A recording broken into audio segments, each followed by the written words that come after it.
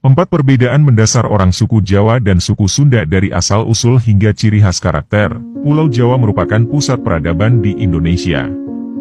Akan tetapi dengan hadirnya ibu kota negara, IKN, baru di Kalimantan, bisa saja peradaban bangsa Indonesia tidak akan berpusat lagi di pulau ini. Namun, ada hal yang menarik bila kita berbicara tentang Pulau Jawa. Pasalnya pulau ini dihuni oleh 2 suku bangsa yang sangat besar, yakni suku Jawa dan suku Sunda. Jika populasi dari kedua suku ini digabungkan maka hasilnya hampir mencapai 60% dari populasi penduduk bangsa Indonesia. Walaupun sama-sama mendiami Pulau Jawa, ada beberapa perbedaan dari kedua suku terbesar di Indonesia ini. Berikut ini akan dibahas mengenai perbedaan antara orang Jawa dan Sunda. 1. Asal-usul. Nama Jawa berasal dari kata Java, yang artinya jelai atau tanaman padi-padian. Hal ini mengarah kepada nama Pulau Java Dwipa atau disebut Jawa Dwipa yang sekarang disebut Pulau Jawa. Pusat peradaban orang Jawa rata-rata ada di dekat sungai besar dan gunung-gunung aktif sehingga tanahnya sangat subur. Sedangkan nama Sunda berasal dari kata Sun, yang artinya bercahaya.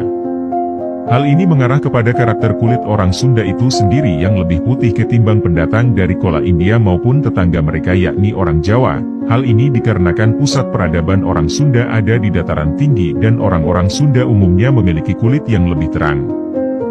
2. Struktur masyarakat. Masyarakat Sunda jauh lebih egaliter daripada masyarakat Jawa yang lebih feodal. Dapat kita nilai dari bahasanya, bahasa Sunda yang belum terpengaruh budaya Jawa Mataram seperti Banten tidak memiliki struktur kasar, atau istilah bahasa Jawa Ngoko, tengah atau Boso Kromo, dan halus atau Kromo Inggil yang biasa digunakan untuk para bangsawan dan kalangan keraton. Hal ini dikarenakan budaya keraton dan feodalisme di wilayah timur Jawa sangat kental jika dibandingkan dengan suku bangsa lainnya.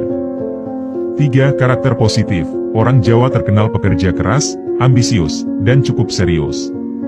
Bangsa ini dikenal banyak memiliki pencapaian seperti membangun Candi Borobudur, Candi Prambanan, Kompleks Dieng, dan lain sebagainya. Selain itu orang Jawa juga tercatat memiliki jejak imperialis atau menguasai daerah lain.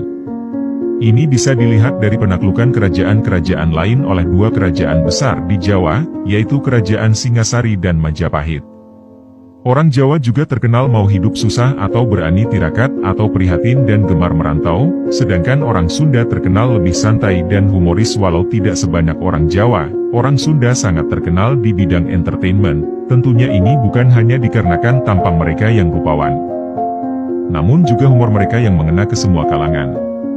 4. Karakter negatif. Karakter yang cenderung negatif orang Jawa yang paling umum adalah tidak terus terang dan bermuka dua. Dalam sejarah orang Jawa adalah ahli dalam serangan tiba-tiba dan gerilya, mulai dari Perang Diponegoro, Perang Majapahit melawan Mongol, Perang Bubat dan hampir semua perang yang terjadi berawal dari orang Jawa yang menyerang tanpa pernyataan perang. Selain itu, nenek moyang bangsa Jawa juga terkenal dengan siasat politik tusuk-menusuknya.